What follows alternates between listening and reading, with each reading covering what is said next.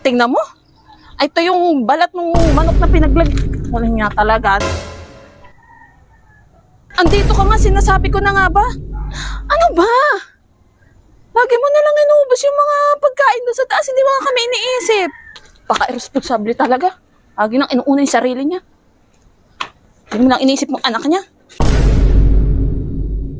Buti hindi ako inabot ng ulan. Syo nga ako naman.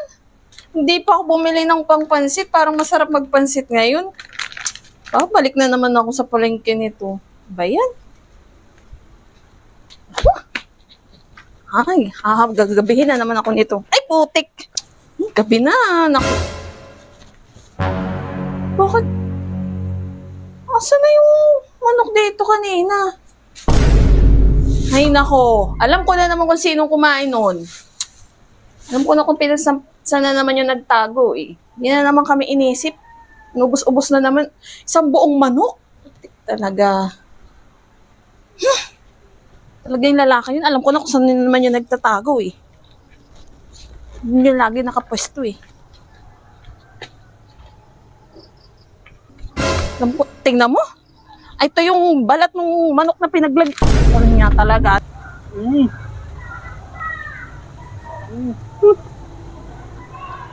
Sarap talaga nitong manok na to.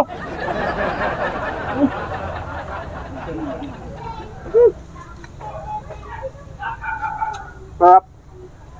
Sabi ko na nga ba? Dito Namo, andito ka nga, sinasabi ko na nga ba? Oh, kagat-kagat mo pa yung buto. Inubos. Ano ba?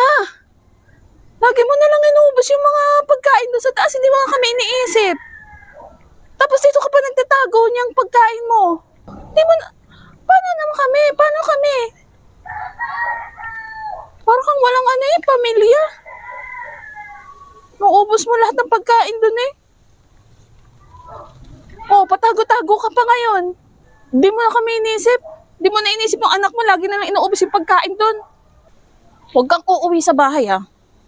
Hindi mo na inisip pamilya mo, lagi mo nang ubos-ubos yung mga pagkain doon, hindi ka man lang marunong magtira.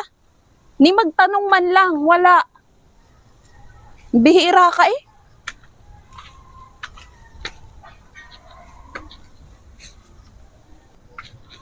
Paka-irresponsible talaga. Lagi nang inuuna yung sarili niya. Hindi mo lang inisip ng anak niya. Nakuha na nga lang dito ng may hotdog. Oh, ba't nandito pa to? Akala ko naman inubos na niya. Buto lang pala yung kinain niya.